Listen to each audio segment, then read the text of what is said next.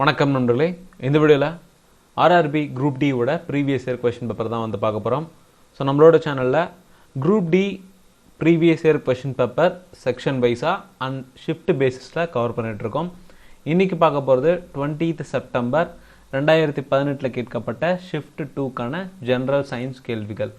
So இந்த general science section அப்படின்னு பொறுத்த வரைக்கும் ஃபிசிக்ஸ், கெமிஸ்ட்ரி, பயாலஜி இந்த 3 சப்ஜெக்ட் மட்டும்தான் கவர் ஆக போகுது.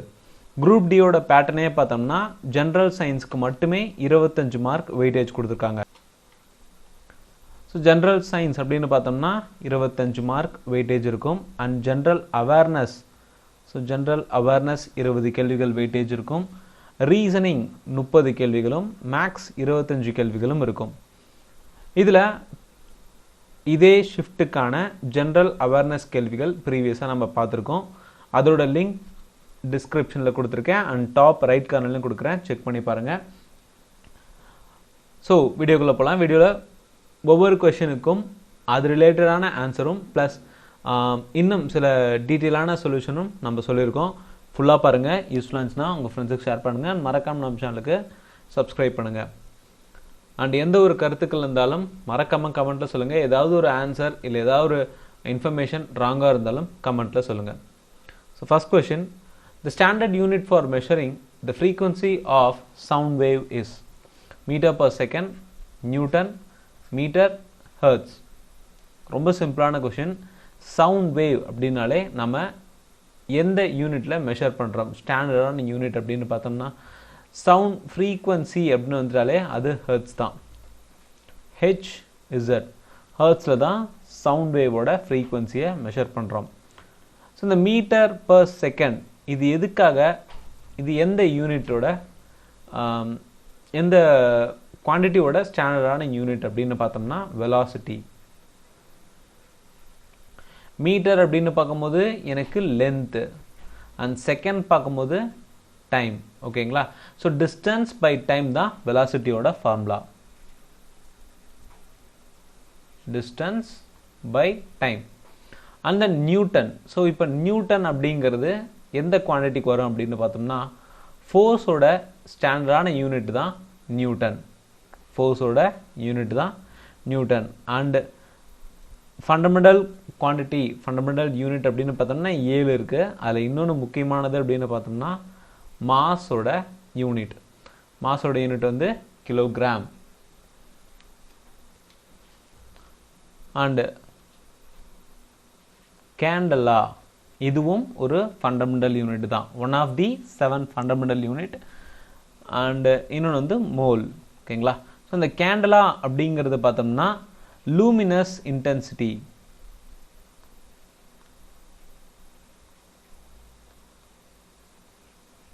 Luminous intensity.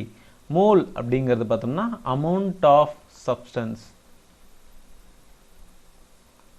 Amount of substance. So இதில் தான் வந்து 7 முக்கியமான ஃபண்டமெண்டல் குவான்டிட்டி. அடுத்து, the commercial unit of electrical energy is kilowatt hour kilowatt, watt, joule. Joule அப்படிங்கிறது எனர்ஜியோட யூனிட் தான் ஜூல் அப்படிம்போம். அண்ட் வாட் அப்படிங்கிறது பவர். ஓகேங்களா? ஸோ வாட் அப்படிங்கிறது பவர். அதில் கிலோ வாட் அப்படிங்கிறது வாட் இன்டூ 10⁻³ ஆர் 1000. ஓகேங்களா? அண்டு நம்ம வீட்டில், ஸோ இங்கே கேட்டிருக்கிறது பார்த்தீங்கன்னா commercial unit of electrical energy. Commercial யூனிட்னா வீட்டில் பயன்பாடு இல்லை ஏதாவது ஆஃபீஸ் எனிதிங். ஓகேங்களா? கன்சியூமர் சைடில் இருக்கக்கூடிய எலக்ட்ரிக்கல் எனர்ஜி பயன்பாட்டில் நம்ம எந்த யூனிட்டில் மெஷர் பண்ணுறோம் இந்த எலக்ட்ரிக்கல் யூனிட்ஸ் அப்படின்னு பார்த்தோம்னா கிலோவாட் ஹார். ஸோ அதை பார்த்தோம்னா 1 மணி நேரத்துக்கு நீங்கள் எவ்வளோ கிலோவாட் கன்சியூம் பண்ணுறீங்க, எவ்வளோ பவர் கன்சியூம் பண்ணுறீங்க அப்படிங்கிறத பொறுத்து தான் நம்ம எலக்ட்ரிசிட்டி சார்ஜஸ்லாம் அப்ளை ஆகுது. அடுத்து, which of the following has the highest melting and boiling point? Lithium, phosphorus, carbon and argon. So இதில் இந்த 4 ஆப்ஷனில் எனக்கு highest melting point and highest boiling point அப்படின்னு பார்த்தோம்னா கார்பன்.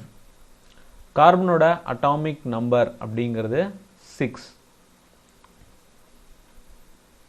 அண்ட் கார்பன் நிறைய டைப்ஸ் இருக்குது. டைமண்ட் ஆகட்டும், கிராஃபைட், ஆந்த்ரசைட், இதெல்லாமே வந்து கார்பன் தான். கார்பனோட மெயின் ப்ரொடெக்ஷன் அப்படின்னு பார்த்தோம்னா ஸ்டீல், ஃபாசில் ஃபியூயல்ஸ் இதெல்லாமே. ஓகேங்களா?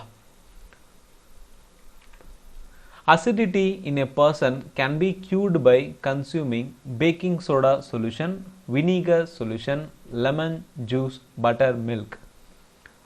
ஸோ நம்ம அதிகமாக சாப்பிட்றோம், அப்போ வந்து ஜீரண கோளாறு, அசிடிட்டி மாதிரி ஏற்படுது. அந்த டைமில் வந்து ஆன்டாசிட் எடுத்துக்கோ அப்படின்னு சொல்லுவாங்க. நார்மலாக ஆன்டாசிட் எடுத்துக்கோங்க, அப்போ தான் வந்து இந்த அசிடிட்டி ப்ராப்ளம் குறையும் அப்படின்னு சொல்லுவாங்க. இந்த ஜெலுசில் அண்ட் இந்த ஈனோ இதெல்லாமே வந்து ஆன்டாசிட் சொல்யூஷன் தான். அது என்ன இருக்குது அப்படின்னு பார்த்தோம்னா, இந்த 4 ஆப்ஷனில் எதுவாக இருக்கும் அப்படின்னு பார்த்தோம்னா, லைம் ஜூஸ்னு வருது பார்த்தீங்களா, அது கண்டிப்பாக கிடையாது. ஏன்னா லைம் ஜூஸ் அப்படின்னு பார்த்தோம்னா எனக்கு சிட்ரிக் ஆசிட் இருக்குது, ஏற்கனவே அசிடிட்டி பிரச்சனை. இதில் நான் லைம் ஜூஸ் குடிச்சேன்னா இன்னும் அது அதிகமாகும். அடுத்ததாக பார்த்தோம்னா, நான் பேஸாக, ஸோ ஆசிடாக இல்லாமல் பேஸாக எந்த சொல்யூஷன் இருக்குது அப்படிங்கிறத பார்க்கணும். வினிகர் அப்படிங்கிறதும் எனக்கு கிடையாது. வினிகரும் ஒரு டைப் ஆஃப் அசிடிக் தான், அசிட்டிக் ஆசிட் இருக்கும் அதில் வினிகரில். ஸோ இப்போ பேக்கிங் சோடா சொல்யூஷனா இல்லை பட்டர் மில்கா அப்படின்னு தான் நம்ம யோசிக்கணும். இந்த பட்டர் மில்க் அண்ட் பேக்கிங் சோடான்னு பார்த்தோம்னா, பேக்கிங் சோடா அப்படிங்கிறது sodium bicarbonate, sodium bicarbonate, NaHCO3. So இது வந்து எனக்கு பேஸ், OH இருக்கு இல்லைங்களா, அதனால் பேசிக். இது வந்து என்னோட அசிடிட்டி ப்ராப்ளமை நியூட்ரலைஸ் பண்ணும். ஸோ இந்த சரி பேக்கிங் சோடான்னு வந்தால் பேக்கிங் சோடா சாப்பிட போகிறோன்னா கிடையாது. இந்த பேக்கிங் சோடாவால் உருவாகக்கூடிய மேனுஃபேக்சர் பண்ணக்கூடிய குக்கீஸ், கேக்ஸ் இதெல்லாமே வந்து இந்த பேக்கிங் சோடா மூலிமா நம்ம மேனுஃபேக்சர் பண்ணுறது தான். ஓகேங்களா? ஸோ இதெல்லாம் சாப்பிட்லாம். Due to presence of dash type of connective tissue in our ears, the ears can be folded. Bones, cartilages, tendons, ligaments. So year அப்படின்னு சொல்லிட்டாங்க. ஸோ இயர்னு வரும்போது இயர் மடிக்க முடியுது, அது எதுனால? அந்த இடத்துல எனக்கு டெண்டான்ஸ் இருக்கா, லிகமெண்ட்ஸ் இருக்கா, இல்லை கார்டிலேஜ் இருக்கா, போன்ஸ் இருக்கா அப்படின்னு பார்க்கணும். போன்ஸ் அப்படின்னு வந்துட்டு அது ஸ்ட்ராங்காக இருக்கும், ஸ்ட்ராங் தான் அதோட நேச்சரே. ஸோ அதனால பெண்ட் ஆக முடியாது, அப்போ இது கிடையாது. Tendons, ligaments. டெண்டான்ஸ் அப்படிங்கிறது பார்த்தோம்னா எனக்கு என் உடம்புல இருக்கக்கூடிய மசிலையும் போனையும் கனெக்ட் பண்ணக்கூடியது. மசிலும் போனும் கனெக்ட் பண்ணக்கூடிய ஒரு ஃபைப்ரஸ் டிஷ்யூ அப்படிங்கிறது தான் டெண்டான்ஸ் அப்படின்னு சொல்லுவோம். அண்டு லிகமெண்ட்ஸ் அப்படின்னு பார்த்தோம்னா இது உடம்புல இருக்கக்கூடிய ஒரு போனையும் இன்னொரு போனையும், லைக் நம்ம முட்டியை எடுத்துக்கலாமே. ஓகேங்களா? முட்டி எந்த ஒரு பகுதியில் 2 போன் வந்து சேர்ந்து ஒரு சப்போர்ட் மாதிரி இருக்கோ அந்த இடத்துல இருக்கக்கூடியது ஒரு கனெக்டிவ் டிஷ்யூ தான் ligaments.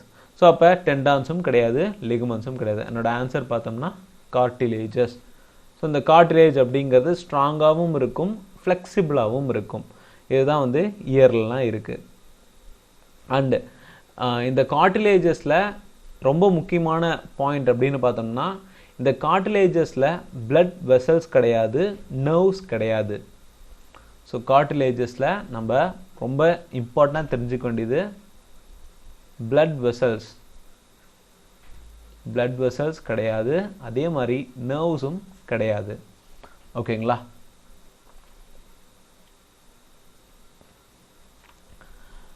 Which of the following is not a part of xylem? Xylem fibers, sieve tubes, vessels, tracheates. xylem அப்படிங்கிறது, ஸோ நம்ம பிளான்ட் அப்படின்னு எடுத்துட்டாலே அதிகமாக இந்த xylem, phloem இது 2 பற்றின கேள்விகள் அதிகமாக இருக்கும். குறிப்பாக இந்த xylem எதுக்காக பயன்படுத்துகிறாங்க, இப்போ இதோட பர்பஸ் என்ன, அதே மாதிரி phloemோட பர்பஸ் என்ன அப்படிங்கிறது தான் கேட்டுகிட்டே இருப்பாங்க.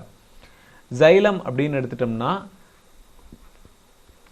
பிளான்ட்டில் வாட்டர் சப்ளை பண்ணுறது, அதே மாதிரி மினரல்ஸ், வாட்டர்ஸ் அண்ட் மினரல்ஸ் எல்லாமே வந்து ரூட்ஸ்லேருந்து வேறு வேறு பார்ட்டுக்கு சப்ளை பண்ணக்கூடிய ஒரு டிஷ்யூ தான் வந்து பிளான்ட் டிஷ்யூ தான் வந்து ஜைலம். இதே ஃப்ளோயம் அப்படின்னு எடுத்துட்டோம்னா ஃபுட் மெட்டீரியல்ஸ். ஸோ இது அதாவது பிளான்ட் அப்படின்னு பார்த்தோம்னா இட்ஸ் அன் ஆட்டோட்ராபிக், அதுவே ஃபுட்டை ப்ரொடியூஸ் பண்ணிக்கும். ஸோ அப்போ அந்த ஃபுட்ஸ் எல்லாமே வந்து சப்ளை பண்ணுற ப்ராசஸில் இன்வால்வ் ஆகக்கூடியது தான் ஃப்ளோயம். இந்த ஜைலமில் ஒரு சில டைப்ஸ் இருக்குது, ஓகேங்களா, அண்ட் ஃப்ளோயம்லேயும் ஒரு சில டைப்ஸ் இருக்குது. இந்த ஜைலம் அப்படின்னு எடுத்துட்டோம்னா tracheids, vessels, xylem fibers and xylem parenchyma. இதெல்லாமே வந்து ஜைலம்ல இருக்கக்கூடியது. அண்ட் ஃப்ளோயம் அப்படின்னு பார்த்தோம்னா sieve tubes,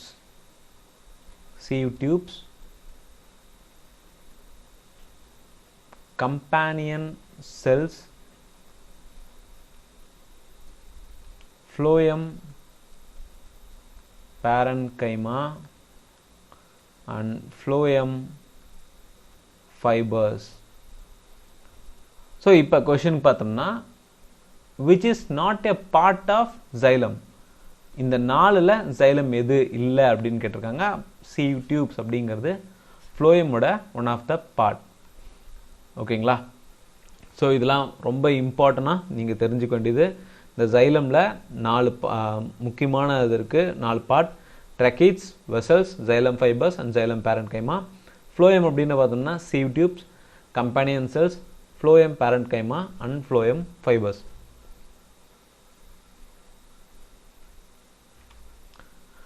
What is the position of the image formed by a concave mirror when the object is placed at the center of curvature of the spherical mirror, at infinity, between infinity and center of curvature, at focus, at the center of curvature? So ஒரு concave mirror இருக்குது அப்படின்னு சொல்லிட்டாங்க. அந்த concave மிரருக்கு இந்த centre of curvature பாயிண்டில் image form ஒரு ஆப்ஜெக்டை வைக்கிறாங்க. ஆப்ஜெக்ட் வச்சு அந்த இமேஜ் எந்த இடத்துல ஃபார்ம் ஆகும் அப்படின்னு தான் கேட்குறாங்க. ஸோ அந்த இமேஜ் ஆனது சென்டர் ஆஃப் கர்வேச்சர் அப்படிங்கிற பார்ட்டில் தான் ஃபார்ம் ஆக போகுது. Who among the following founded religion Deen-i-Ilahi? Deen-i-Ilahi அப்படிங்கிற ரிலீஜனை ஃபார்ம் பண்ணது யாரு அப்படின்னு பார்த்தோம்னா அக்பர், ஷாஜஹான், ஜஹாங்கீர், பாபர். ஸோ Deen-i-Ilahi அப்படிங்கிற ரிலீஜனை உருவாக்குனது யாருன்னு பார்த்தோம்னா அக்பர். அண்ட் முகலாய சாம்ராஜ்யத்தில் மிக முக்கியமான மன்னர், முகல் பீரியடில் மிக முக்கியமான மன்னர்னு பார்த்தோம்னா அது அக்பர். அக்பரோட டைம் பீரியட், ஸோ அவர் எந்த காலத்துலேருந்து எது வரைக்கும் மன்னராக இருந்தார், அதாவது ஆட்சியில் இருந்தார் அப்படின்னு பார்த்தோம்னா 1556 1605 வரைக்கும். ஸோ இதெல்லாம் வந்து ஒரு கோல்டன் பீரியட்னே சொல்லலாம். And real founder of Mughal empire அப்படின்னு பார்த்தோம்னா அது அக்பர் தான்.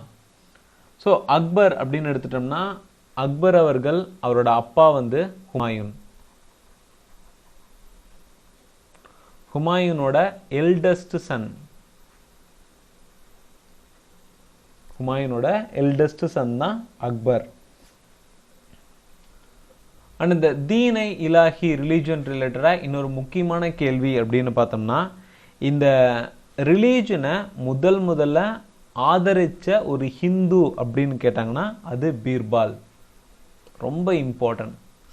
Only Hindu follower supported this religion அப்படின்னு கேட்கலாம், இல்லை ஃபாலோட் திஸ் ரிலீஜன் அப்படின்னா அது பீர்பால். அண்ட் தென் அக்பர் கட்டின சில முக்கியமான இடங்கள், முக்கியமான கோட்டைகள் அப்படின்னு பார்த்தோம்னா Agra fort, ஃபத்தேக்பூர்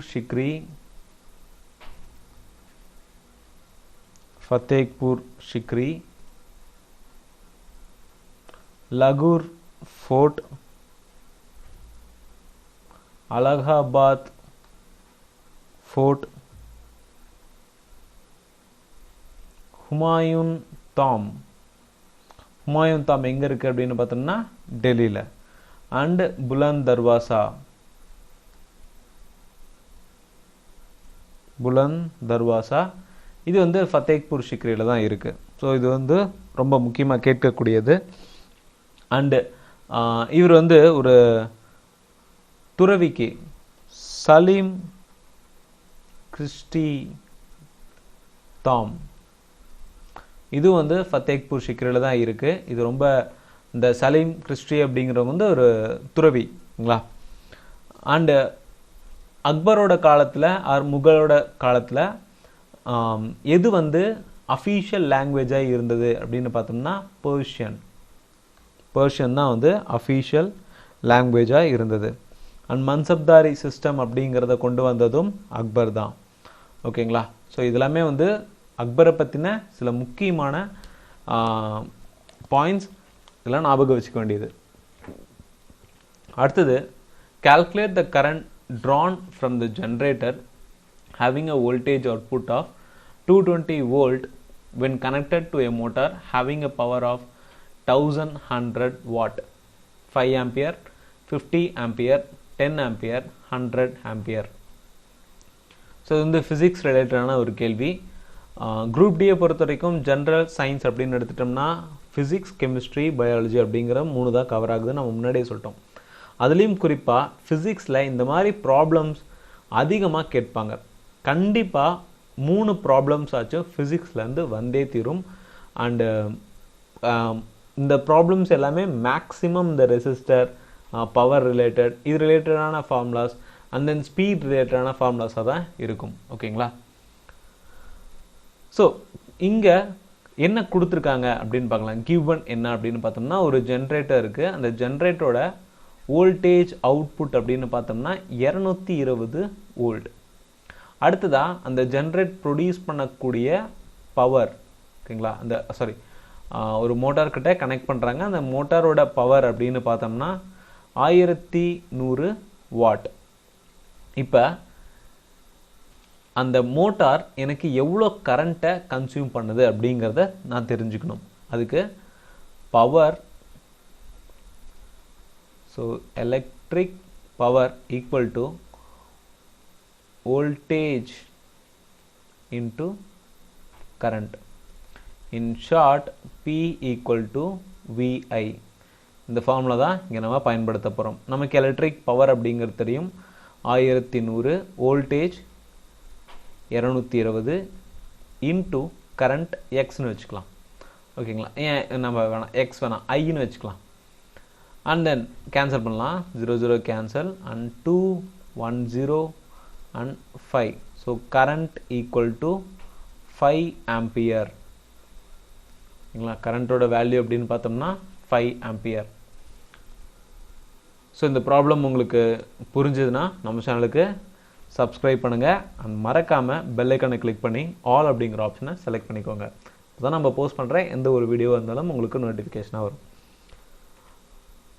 The work done by friction is not lost, but it is transferred as what type of energy? Chemical, frictional, nuclear, heat. ரொம்ப ஈஸியான கொஷின் தான்.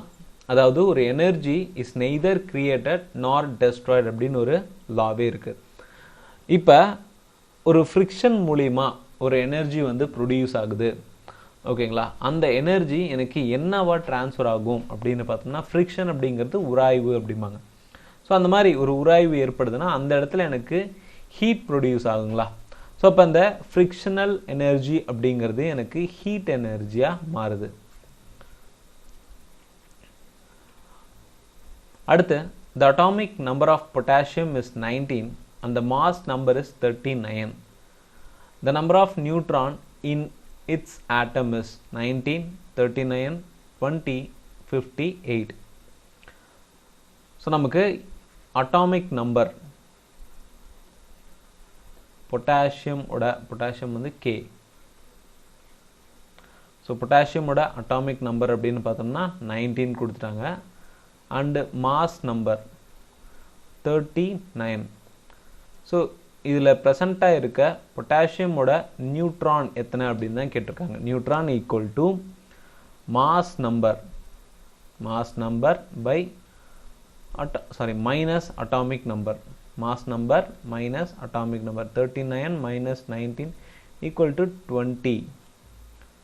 ஸோ பொட்டாசியமில் இருக்கக்கூடிய நியூட்ரானோட எண்ணிக்கை அப்படின்னு பார்த்தோம்னா 20. A block of mass 10 kilogram accelerated uniformly from rest to speed of 2 meter per second in 20 seconds. The average power developed in time interval of 0 to 20 seconds is 1.5 watt, 0.5 watt, 2 watt and 1 watt. So இங்கே பார்த்தோம்னா எனக்கு ஒரு box இருக்குங்க. இந்த பாக்ஸோட wait அப்படின்னு பார்த்தோம்னா 10 kg. இது இனிஷியலாக வந்து ரெஸ்ட்டில் தான் இருக்குது. இந்த ரெஸ்ட்டில் இருக்கிறத நான் மூவ் பண்ணுறேன். எவ்வளோ ஸ்பீடில் அப்படின்னு பார்த்தோம்னா மூவ் பண்ணுறதோட ஸ்பீட் பார்த்தோம்னா 2 meter per second. அது எனக்கு எவ்வளோ நேரத்துக்கு நான் பண்ணுறேன், 20 செகண்ட்ஸ்க்கு இந்த மாதிரி நான் மூவ் பண்ணுறேன். அப்போ அங்கே ப்ரொடியூஸ் ஆகிருக்கக்கூடிய பவர், ஆவரேஜ் பவர் இந்த 0 to 20 செகண்ட்ஸில் எவ்வளோ இருந்திருக்கும் அப்படிங்கிற கேள்வி தான் கேட்டிருக்காங்க. ஸோ இனிஷியலாக அதோட வெலாசிட்டி அப்படிங்கிறது 0வாக தான் இருந்திருக்கும். அண்ட் ஃபைனல் வெலாசிட்டி அப்படின்னு பார்த்தோம்னா 2 meter per second. இங்கே எனக்கு பாக்ஸ் ஒரு இடத்துலேருந்து இன்னொரு இடத்துக்கு மூவ் ஆகிறதுனால நான் இந்த இடத்துல கைனட்டிக் எனர்ஜியோட வேல்யூவை கண்டுபிடிக்கிறேன். So kinetic energy or work done அப்படின்னு பார்த்தோம்னா, so work done equal to half mv square. So work done அப்படின்னு பார்த்தோம்னா half mv square minus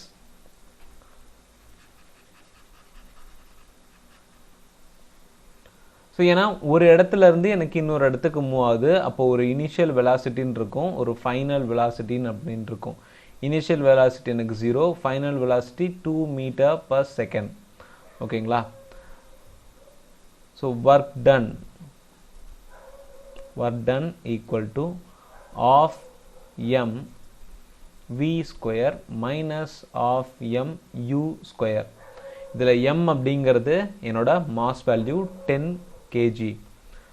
of 10 into v square அப்படின்னு பார்த்தோம்னா vங்கிறது final velocity 2 meter per second. v square half 10 into initial velocity அப்படின்னு பார்த்தோம்னா எனக்கு 0 தான் இருக்குது. ஸோ 0. ஸோ இந்த ஸ்டெப்பை நான் ஸ்கிப் பண்ணிருக்கலாம். பட் வேற ஒரு இடத்துல, ஃபார் எக்ஸாம்பிள் இந்த பாக்ஸ் அப்படிங்கிறது ஒரு 1 meter per secondல மூவ் ஆகிட்டு இருக்கு, சடனாக வந்து 5 meter per secondல மூவ் ஆகுது அப்படின்னு சொல்லி ஒரு கேள்வி வந்துருச்சுன்னா அந்த டைமில் எனக்கு இனிஷியல் வெலாசிட்டி அப்படிங்கிறது 1 meter per second நான் சப்ஸ்டியூட் பண்ணணும். அதனால தான் நான் இங்கே போட்டிருக்கேன். ஓகேங்களா? ஸோ எனக்கு இந்த டேர்ம் ஃபுல்லாக 0 ஆகிடும். இந்த டேர்ம் மட்டும் பார்த்தோம்னா half into 10 into 2 into 2 2 cancel and 20 work done equal to ஜூலில் சொல்லுவோம். ஒர்க் டன் ஆர் நம்ம ப்ரீவியஸாக பார்த்த மாதிரி எனர்ஜி அப்படிங்கிறதும் ஜூல் தான் unit. So average power,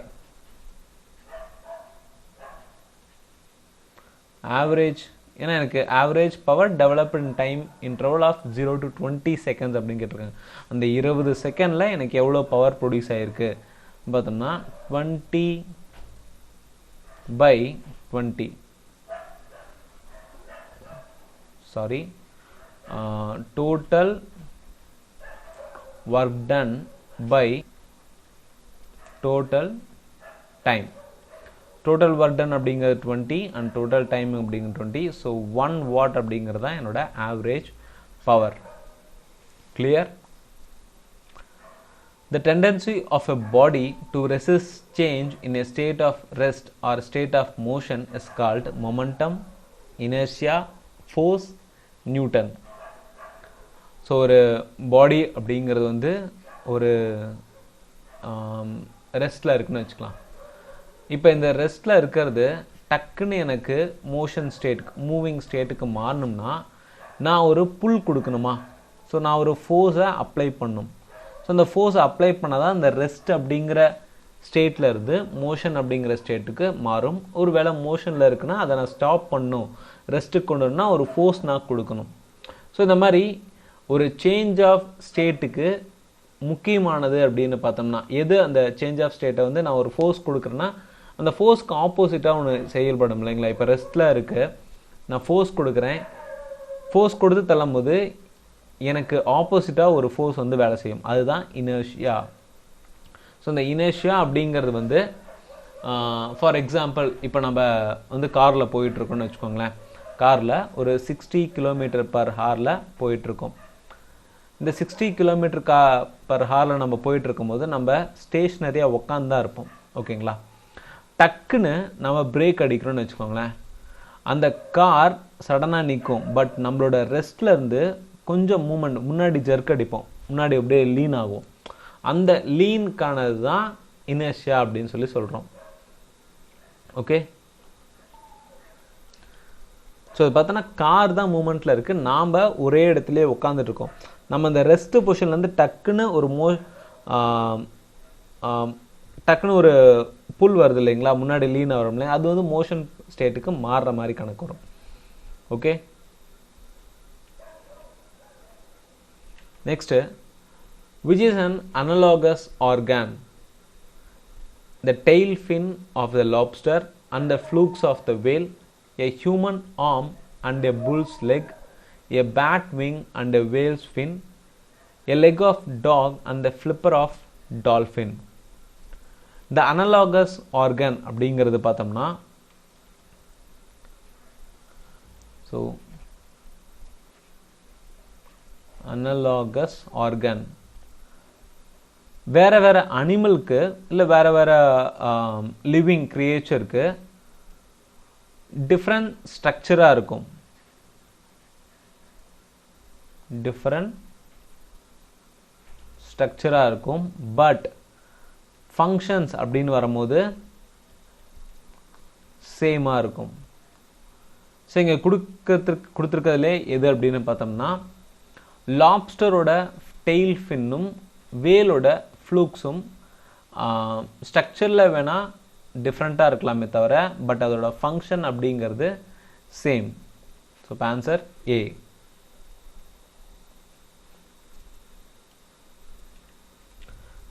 The element present in fourth period and in the second group is calcium, potassium, scandium, magnesium.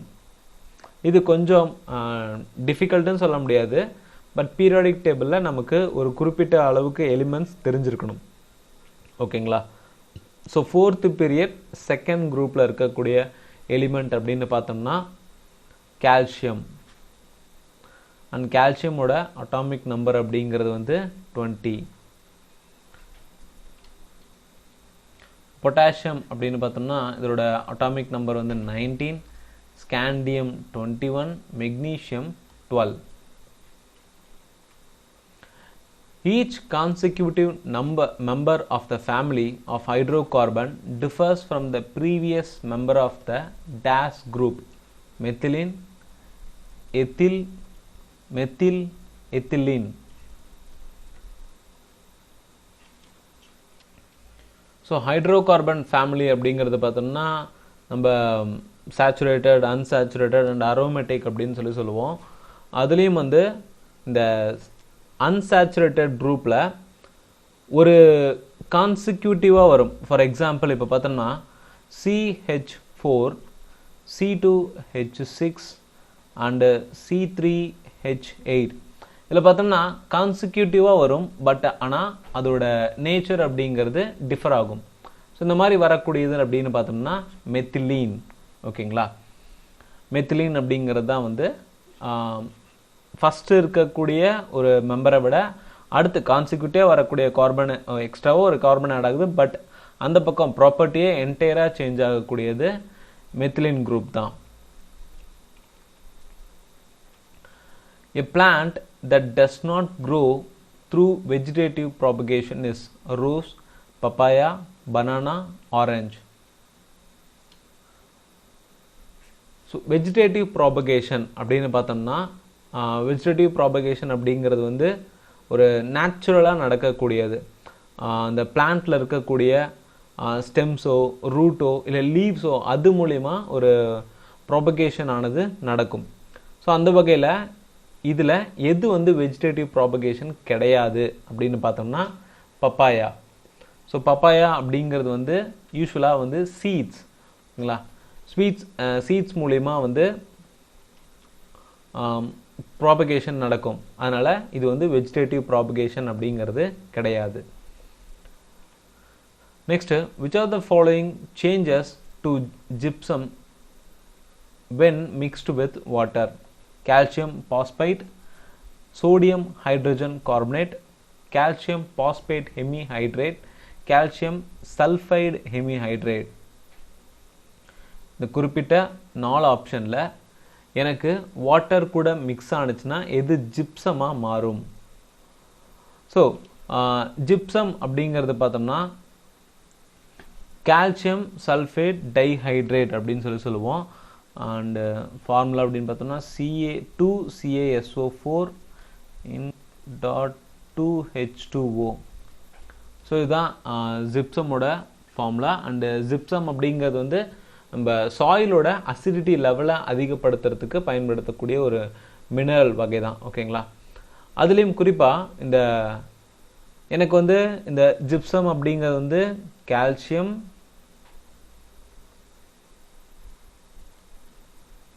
Sulphate dihydrate. So gypsum அப்படிங்கிறது ரொம்ப தெரிஞ்சிருக்கணும், ஏன்னா ரொம்ப முக்கியமானது. இந்த ஜிப்சம் எப்சம் ப்ரொடியூசர் கேஸ்னால் என்ன, அதே மாதிரி மோஸ் சால்ட், இந்த மாதிரி சில கெமிக்கல்லாம் இருக்குது, அதெல்லாம் நமக்கு நல்லா தெரிஞ்சிருக்கணும். ஓகேங்களா? கெமிஸ்ட்ரியை பொறுத்த வரைக்கும் இதெல்லாம் தான் அது ரொம்ப இம்பார்ட்டன்ட். அண்டு இதில் இந்த 4 ஆப்ஷனில் கால்சியம் சல்ஃபைட் ஹெமிஹைட்ரேட் அப்படிங்கிறது தான் எனக்கு ஆப்டாக இருக்குது. ஏன்னா மற்றெல்லாம் பார்த்தோம்னா எனக்கு கால்சியம் பாஸ்பேட் வருது, ஸோ அது கிடையாது. ஏன்னா சல்ஃபேட் தான் இங்கே வரணும். And sodium hydrogen carbonate, so sodium வருது, அப்போ இதுவும் கிடையாது. 3வது ஆப்ஷன் கால்சியம் பாஸ்பேட் வருது, ஸோ இதுவும் இல்லை. And 4th is calcium sulphide hemihydrate கூட வாட்டர் அப்படிங்கிறது ஆட் ஆனிச்சுன்னா எனக்கு கால்சியம் சல்ஃபேட் டைஹைட்ரேட்டாக மாறும். Methyl alcohol and ethyl alcohol differ in molecular mass by dash units 13, 14, 12, 16. So alcohols அப்படின்னு பார்த்தாலே எனக்கு ஹைட்ராக்சைல் குரூப்பில் தான் வரும், அதாவது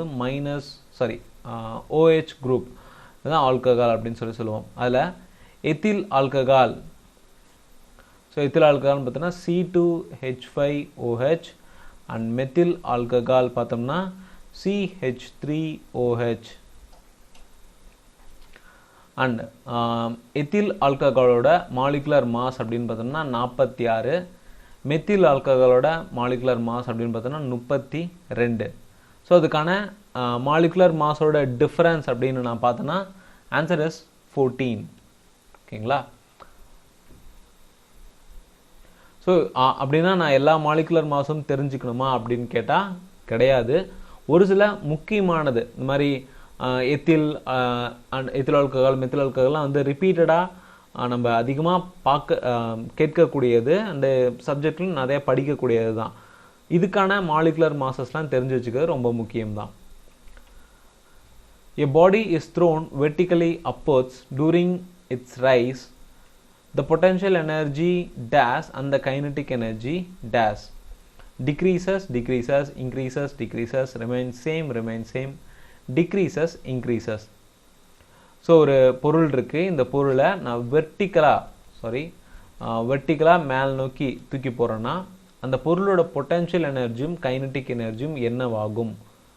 ஸோ ஃபஸ்ட்டு மேல் நோக்கி போகும்போது அந்த பொருளோட பொட்டென்ஷியல் எனர்ஜி அப்படிங்கிறது அதிகமாகும், அதே மாதிரி அந்த பொருளோட கைனட்டிக் எனர்ஜி கம்மியாகும். So potential energy increases and kinetic energy decreases.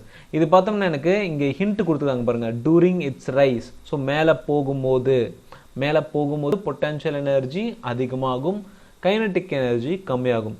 And அது ஒரு பாயிண்ட்டை ரீச் பண்ணிவிட்டு அதே மாதிரி கீழே ஃபாலோ ஆகும்போது it's vice versa. The 2O represents 2 dash of oxygen, ions, electrons, atoms, molecule.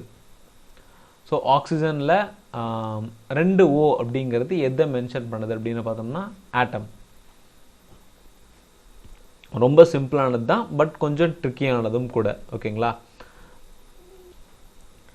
ஏன்னா 2 ஆக்சிஜன் ஆட்டம் ஒரு 2க்கும் மேற்பட்ட ஆட்டம் சேர்ந்து தான் ஒரு மாலிகுலாக ஃபார்ம் ஆகுது.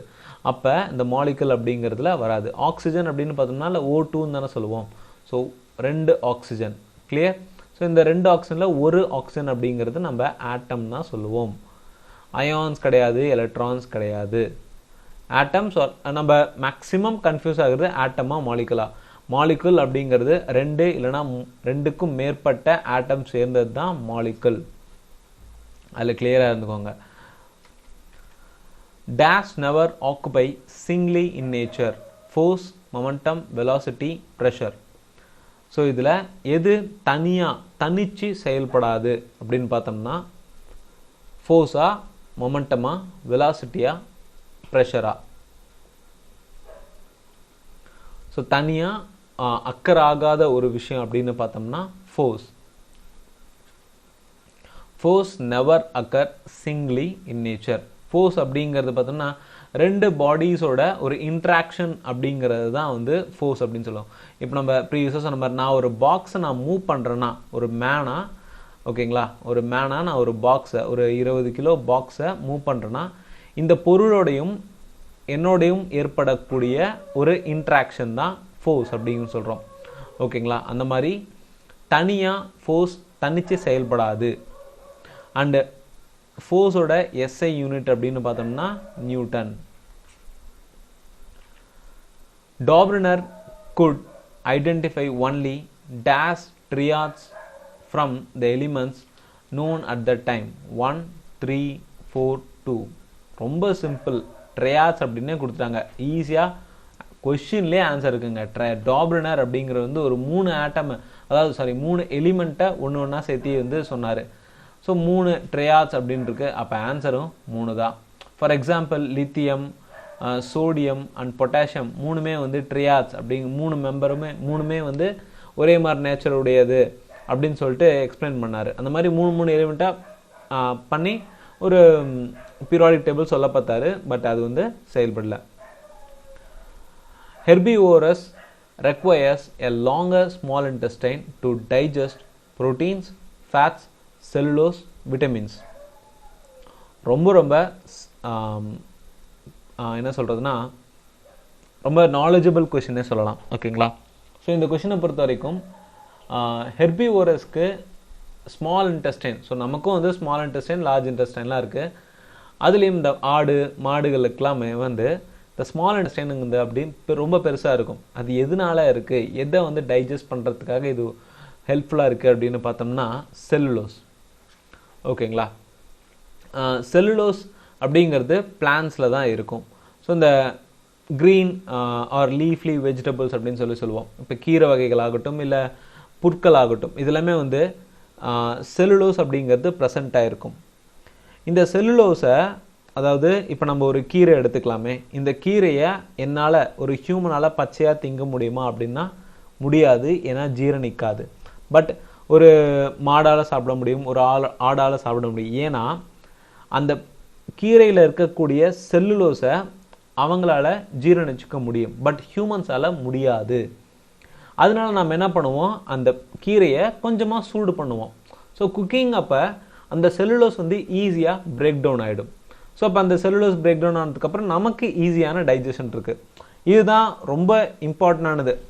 அனிமல்ஸால் பச்சையாக வந்து பொருட்கள் திங்கிறதுக்கும் மனிதர்களால் முடியாததுக்கும் இதுதான் ஒரு முக்கியமான காரணமே. What is the mass of a girl who weighs 450 Newton?